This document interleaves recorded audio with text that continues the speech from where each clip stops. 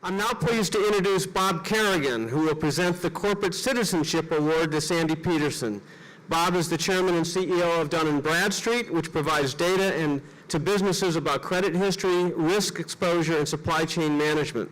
Sandy serves on the Dun and Bradstreet board, and she has done so for 13 years. Bob has led the company as CEO since 2013 and was appointed chairman in 2016. Previously, he was CEO of IDG Communications, where he led the company's media operations in 90 countries. He also serves on the National Security Telecommunications Advisory Committee. And Bob, thank you and welcome.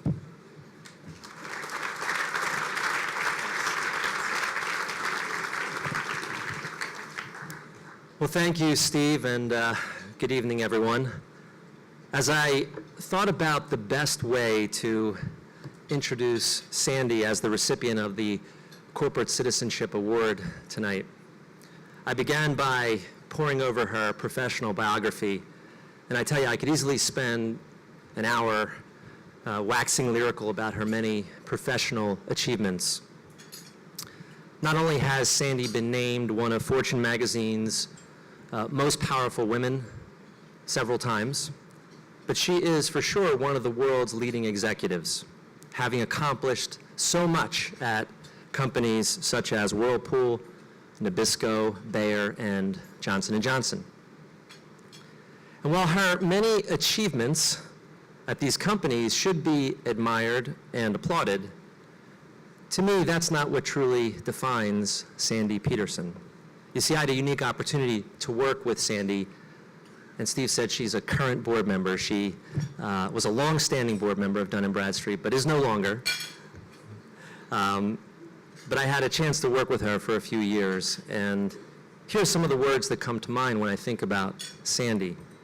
Words like modesty and authenticity and down to earth. She's obviously brilliant and strategic and progressive, but I am very inspired by her humanity. Now, the fact that she left our board at Dun & Bradstreet to join the board of a somewhat relevant technology company located in the Pacific Northwest, perhaps you've heard of them, Microsoft, that does not change my feelings for Sandy. But all kidding aside, Sandy is first and foremost a people person. Her family, her friends, her team, her customers, her community, they're always her priorities. Because Sandy's not only an amazing business executive and leader, but she cares deeply about people and the responsibility that we have to make a difference in our homes, in our businesses, in our communities, and across society. So when I joined Dun & Bradstreet in 2013, I came in as an outsider, and it was actually my first public company CEO role. And I'm personally very appreciative of how supportive Sandy was and continues to be. We share a lot of the same values and passions about diversity and inclusion and global expansion and the importance of company culture and technology-driven business strategy. So to say that Sandy's a mentor and role model would be a gross understatement to what she has done for me personally, but also the impact that she's had on the Dun & Bradstreet board, on our executive team, and frankly, the entire team at Dun & Bradstreet. So I stand here tonight to tell you that we're a better company because of Sandra Peterson. She inspired us to modernize our now 176-year-old company and to think about how we could evolve our culture and our values and how we could positively impact society and the communities around us. This idea of doing good business and doing good not having to be mutually exclusive. She challenged us to be visionaries and to dream big. Sandy's also passionate about accelerating innovation through technology to drive business results. When she was a board member at Dun & Bradstreet, she helped to start the Innovation and Technology Committee, and she actually served as the first chair. And a recent Spencer Stewart study reported that only 9% of companies in the S&P 500 have a technology-related board committee, which frankly surprises me a bit, given the age we're in.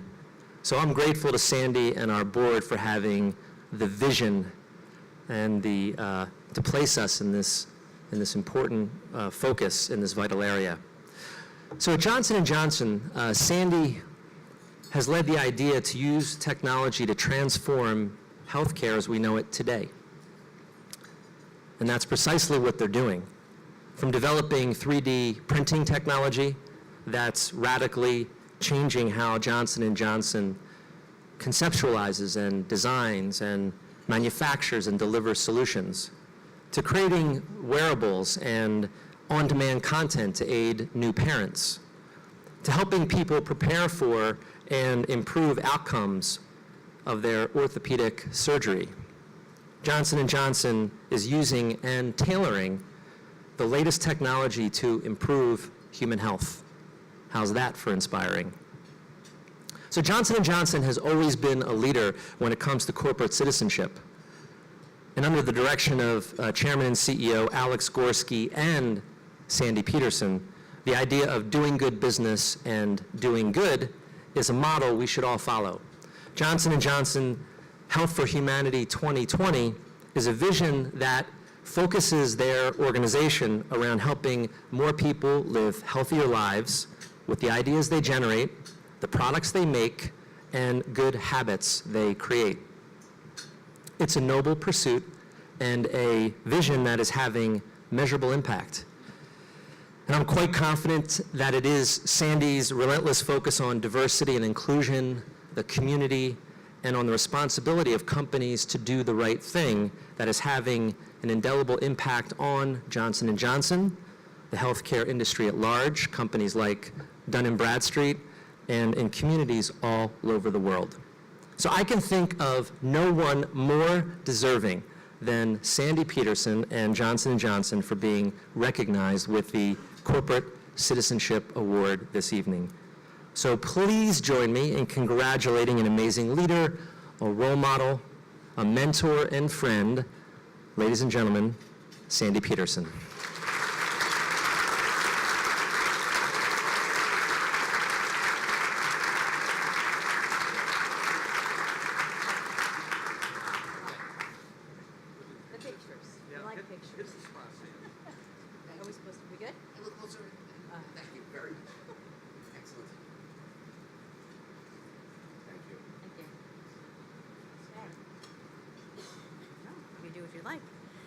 So, thank you all. It's great to be here this evening. One of the things you don't know about Bob Carrigan, which I was hoping was going to happen this evening, was he was going to bring out his banjo and actually do this in verse, because it's one of the things that is very special about Bob Carrigan. And actually, his first year at Dun and Bradstreet, to help change the culture and get people to lighten up a little bit, he did a lot of that, and the board encouraged him to do that. So, Bob, thank you very much for your kind words. And maybe, afterwards at the bar, we can have a little sing-along. There's some clapping going on. That's good. And also, I want to thank the Committee for Economic Development for this award. And this award is really on behalf of the 130,000 people at Johnson & Johnson who do what they do every single day. I am accepting this award on their behalf, but it's really about every single one of them. I would say that in today's interconnected and complex world, it has never been more vital for companies to step up, for all of us in this room to step up and play a positive, connected role in helping solve the world's most pressing problems and challenges. For J&J, the way we think about this is it means that we have to use our voice, use our know-how, and use our passion to change the trajectory of health for humanity. As the world's largest, most broadly based healthcare company, we believe, in a unique position to do that, where we have a healthy mind, a healthy body, and a healthy environment that's in reach for everyone, everywhere around the world. You know, I get asked often, what's unique and different about J&J? As you've heard, I've worked in a couple of different places, and I think it's a really interesting question. And the way I want to answer that question is by just telling a couple of very small stories. This time last year, I was spending a fair amount of time in Asia, and I spent time with lots of our colleagues in many different countries. The first place that I traveled to was India.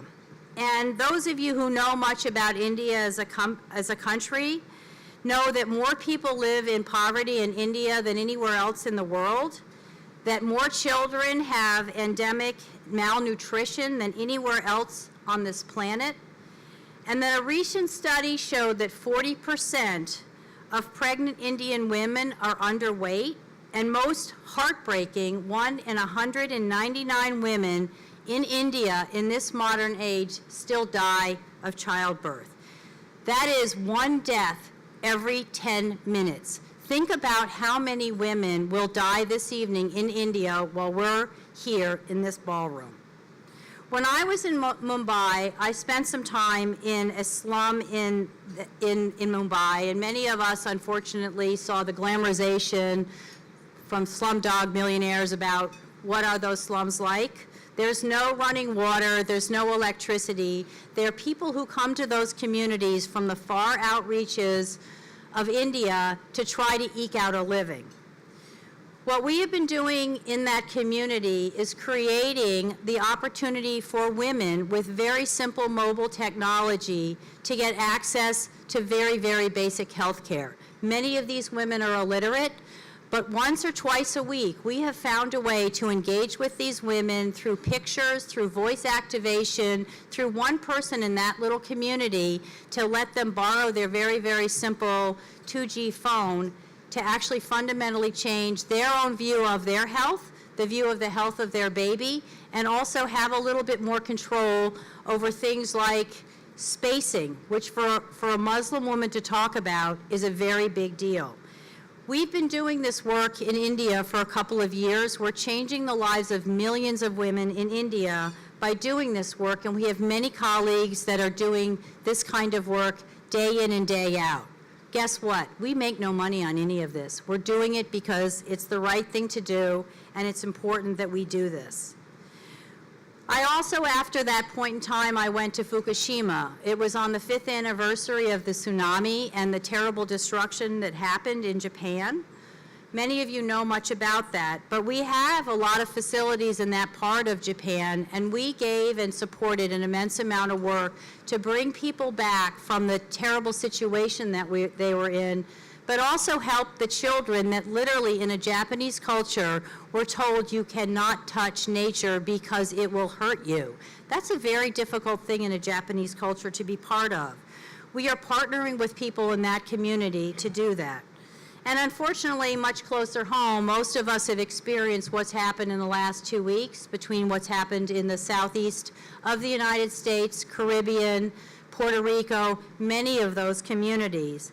And what's been remarkable to me is the amount of work 24/7 thousands of our colleagues have been doing to make sure people are safe, to get medicines that are needed, to find ways to help our colleagues, but also help the communities in which they serve.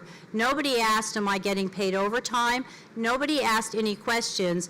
We actually had a team of employees who figured out on Yammer how to basically create an app that said, I have an extra bedroom in my house and my house is safe. You can come stay with me. Our retiree populations in all of these communities did the same thing. So when I see those sorts of things, what does that tell me? I think what it tells me that the thing that's very unique and different about J&J is the people. And it's the people around the world that come to work every day with a very clear purpose and a very clear commitment.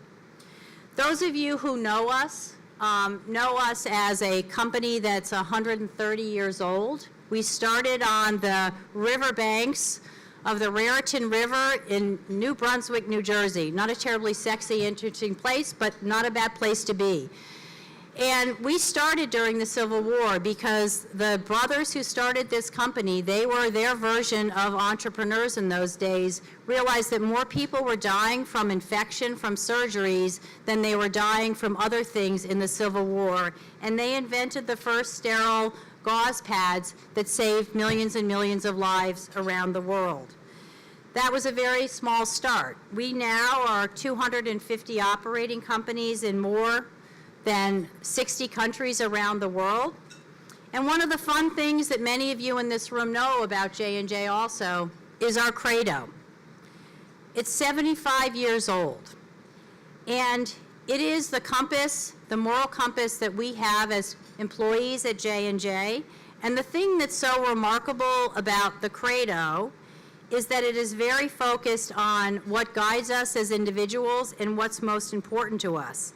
But one of the most amazing things is 75 years ago, we talked about our role is in serving people and communities, in treating our employees with great respect, with openness and fairness, and protecting the environment and natural resources. That's pretty remarkable. 75 years ago, we have been guided by that. Today, people talk about this as corporate social responsibility and environmental sustainability. We've been doing this for 75 years. Everything we do is in service of our purpose to improve human health, including the work we do in citizenship and sustainability efforts. We've been setting goals for many years to improve the sustainability of our businesses for decades around the world. As Bob mentioned, in 2016, we launched our most recent version of our commitments, not only to ourselves, but to the communities and to the environment in which we work in around the world, and we changed the language of it. We talk about it now as Health for Humanity goals. And we focus on three very distinct things. First, people. We're building on our heritage of global community impact and public health, where we're helping people live healthier lives in all dimensions of health, providing better access to care, and care in places around the world where it's almost impossible today to get care. Secondly, we talk about practices. We can never do any of this alone. We are a big believer, and it takes all of us to do this together. We work with governments, NGOs. We work with many of you who are in this room as our partners, like Mark Bertolini. We've been doing lots of work in the United States with Mark on how we ensure that we're not just treating the illness, but we're helping the person be a healthier person. So we think about that in terms of how we work with others.